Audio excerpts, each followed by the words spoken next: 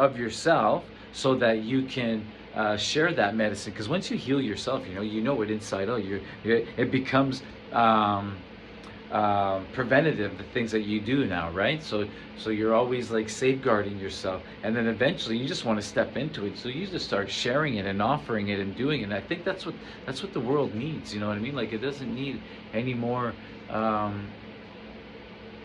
It's just so personal.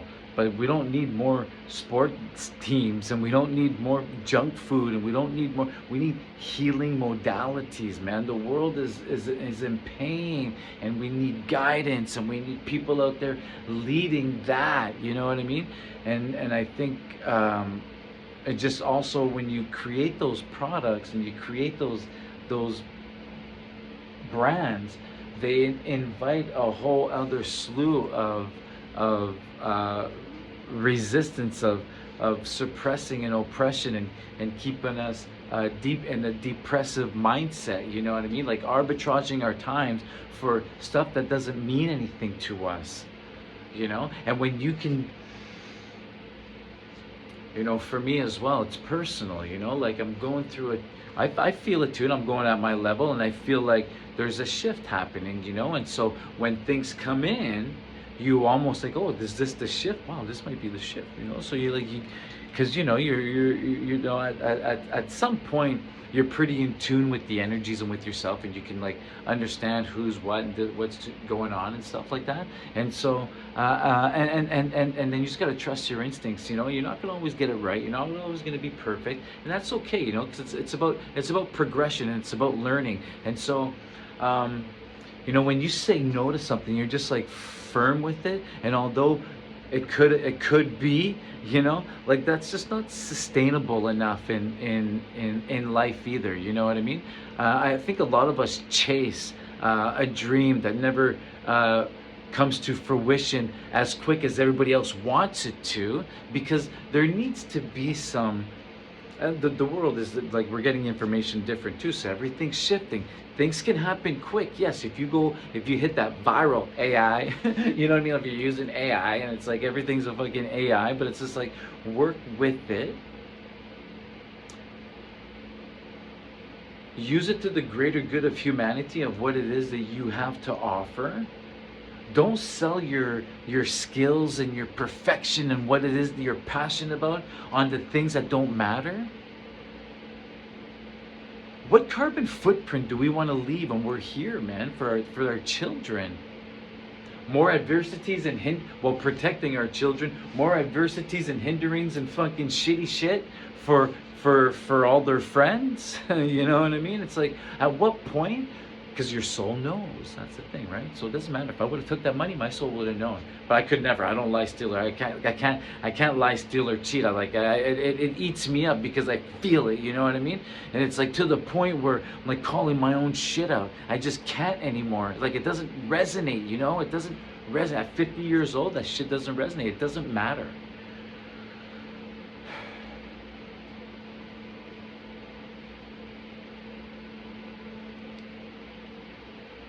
Because when your soul knows, that shit will eat at you for like, it'll just keep eating at you, poking at you. And then it becomes like a little white lie within yourself and who you are hanging out with. And like, your soul knows. It's depth. I can recall it. I know. I'm not talking because I don't know what I'm talking about. I'm talking about because I've experienced it. Because I know what I'm talking about. And it fucking sucks, man. But you neglect it, you forget about it, you just go about your day, but then that one day hits, you're like, oh. Because when you do the work does the work. Because when you energetically commit to yourself and you heal things at the root cause, like acceptance, and you never really truly heal them either, right? Because we got lifetimes, because we're just living a pattern life in this existence, you know what I mean? And maybe our mommy and daddy triggered that emotion, but it was still imposed on our chakras from our previous human experience, you know what I mean? So not technically ours, like mine, Teddy, and it wasn't the 9-year-old either. It was way before that. fascinating. And when you take and start working with the energies, and so when you're doing the shadow work and you've cleared all the lifetimes and 150 lifetimes of adversities and hinderings of what you're working through today, imagine 130 lifetimes of ideologies, perspectives, key codes, of gifts from healing every single lifetime at the root cause all the way down. It's like a domino effect. And it doesn't come all at once. It doesn't come in one day. It doesn't come You get multiple ahas in the same feeling, sensation, because at the root cause, it doesn't matter if it's like acceptance and you're having fucking confident issues. Well, that's your acceptance. So you start getting gifts of unlocking and seeing it from the lifetime, and you just start unlocking, and it's like a forever ending stream of healing, but also wins, right? Also the wins. We've had just as many beautiful, blissful experiences as well. We can't neglect those, right? Because they're very vital. What time am I at here? Am I just blabbing? And so it's 5:55. That's amazing. And so when you heal that particular emotion and doing the shadow work in the present, this is another thing that happens that people don't know. Your soul knows. When your soul knows, you know, and you can't lie, steal, or cheat, because your soul knows. And if you don't stick up for yourself, your soul knows. And if you don't your soul knows, man. And so when you clear up the previous lifetime of that emotion of the shadow work you do in the present life, so you don't receive all the gifts, but simultaneously your soul's future energy centers are going to be free of that emotion for their future human incarnation. Think about that as well. So it's just like you work with the energies all together, and there just comes a time where, you know, we got to start giving back to humanity and showing them that you know, you are in charge of the frequency of desirable outcome that you want to experience. And then when you're able to separate the energy of emotions that you'll feel when you experience that experience of frequency of desirable outcome, when you separate the emotions of what you will feel from it, and you separate the vibrational actions that you're going to be able to do with it, the trifecta of the frequency, energy, and vibration become a roadmap for you to know why you don't have the emotions. And you got to have the emotions first to be able to know what it is that you want. So that's why you got to let go of the material thing. Has to be last, right? So you have a certain type of emotion that you need to acquire to habit change within you to get your desirable outcome, right? And then there's a bunch of things that you're going to be able to do once you have your desirable outcome. We'll kind of call that the vibration. Over here, the emotions are energy. Right here is the vibration. That's the action that you're going to be able to do when you reach your frequency of desirable outcome. New job, relationship, new house. It doesn't matter. Whatever you're calling in, right? Whatever it is that you're calling in, you just got to separate the action. So what are you going to be able to do? Now you got to set the habits of knowing that mental emotion. What does it look like? You know what I mean? Like, you got to exercise that. You got to pretend to be that, and you got to set that habit and know what that feels like. And when you have the habit of knowing what the vibrational frequency will, the vibrational action will feel like, and then you have the frequency, the energy, of the emotion that you're going to need to reach. You put them together and you create the yang. You create the yang, but you create the frequency of desirable outcome. And when you practice that and you practice that, then it appears in your reality. Sometimes you're going to have to say no to things that you think you wanted to do. That's going to acquire a next level, and it's going to eat at you. Did I make the right choice? How was the you know, like, how was all the relationship? What's going on? Who's involved? Blah, blah, blah. And everything comes in. And at the end of the day, your soul knows, man. Your soul knows. So you know what you need to do because you're listening to the soul. And so once you have your trifecta and you form this, it's a habit, right? So everything that you want, you automatically are going to be able to pull out the emotions. You're going to automatically be able to pull out the action vibrations, and you're going to know what they are. And when you can align them with your chakras, your energy centers, and you deplete them, you heal them, because you're going through why you're not them, right? So you're healing the ones that are in the way. So you form new habits on replacing the emotional good feeling of why you're not that emotional feeling that you need in your energy to your frequency. And then you start practicing the vibration.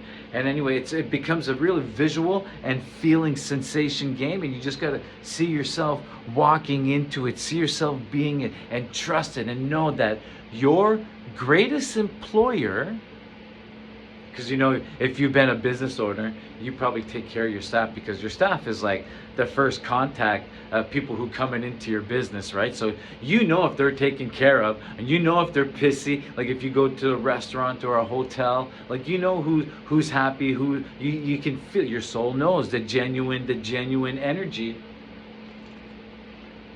that are doing that job. More often, depends on how they're being treated by the boss.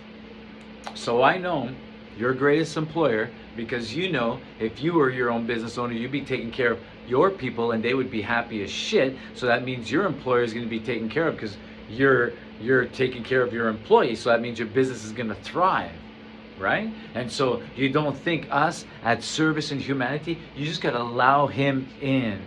You just got to know that he is your greatest employer.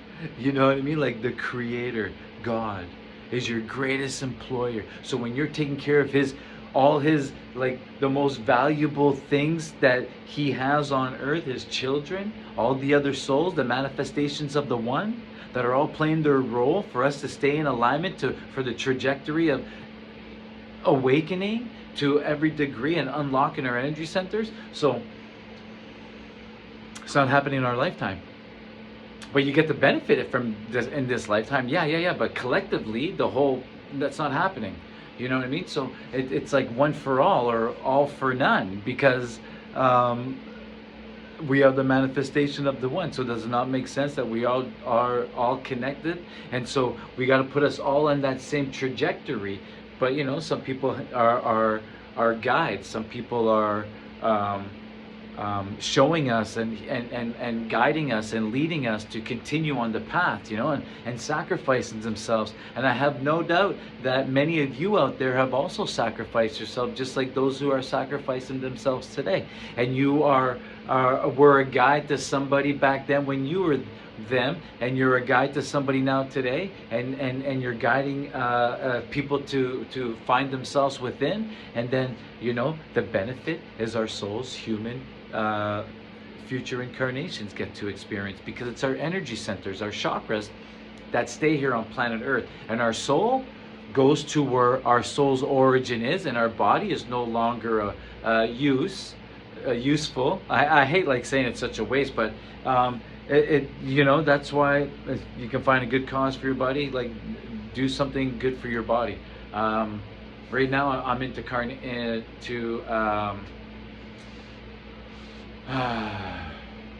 I'm drawing such a blank right now, and I used to do this job in high school, cremation. I was a cremator as aide because I was a terrible academic kid. So in grade 10 and grade 11, they asked me what kind of job I wanted to do, and I always had daddy issues. I'm like, why did my dad die? Why did he die? Why did he die? Why did he die? So I'm like, I want to be a coroner. But it takes like so many years of school, and I couldn't even go in the building without it. So they said no. The closest thing that they told me, the closest thing that we can get to dead people is the funeral home. I'm like, yeah, okay, I'll do that, like a mortician's aide. So I cremated a bunch of bodies, and I did all that stuff for a long time, and then I ended up working at a hall. They really liked me, but I got freaked out and quit after a long time. And so yeah, I'm with cremating right now. But if anybody knows a different way that I can use my body for something good and not like something crazy, because that's what's happening too. Like it's really, listen, there's definitely something being exposed there, and that's the great thing. But don't get it twisted that there's not another thing happening, and eventually, there won't be crime. Eventually, the crime will be done by exactly what we know, the robots. You know what I mean? But it's just going to be like it's just part of the game. It's part of the program. It's part of the matrix. It's just part of what we're doing here. And you know, and by the way, let's just address the elephant in the room. Due to personal circumstances, I won't be incarnating back here on Earth. I guarantee you 100% you will. That's like saying you wouldn't go back to bed after you had a nightmare. Okay, because once your soul, your energy centers, your chakras stay here in your body, let me know what I can do with mine, and your soul gets donated, maybe to a forest or something, I don't know. Oh, that'd be cool actually. And then your soul goes back to your soul's origin, and your soul's like, whoa, Teddy? No, no, I'm not Teddy. What the? Oh, oh, just like a nightmare, just like a dream. It's like a big aha moment. But could you think about that for a second? Think about that for a second. Think about that for a second. Like seriously, think about it. Your soul, your chakras, and then you got this human vessel, and the three together give you, like you're able to talk, man. You're able to like do stuff, you know, by learning it. But you also took on a lot of crazy stuff that triggers you to like get activated, and you got to know why it's activating your nervous system, right? So when your soul dies, it's like, oh, what's going on? What's going on? Oh my God! Don't. Oh, wait. Like, my name ain't Teddy. I'm not Native American Indian. I'm not part Egyptian. I'm not Canadian. I don't own anything. You know what I mean? I don't have anything. I'm not my ethnicity. I'm not my dreams, my desires, my aspirations. I'm not all my pains. I'm not all my I'm not anything. I'm my soul. I've always just been. I'm not old or young. I'm just a soul operating this vessel. Let's stop it right there.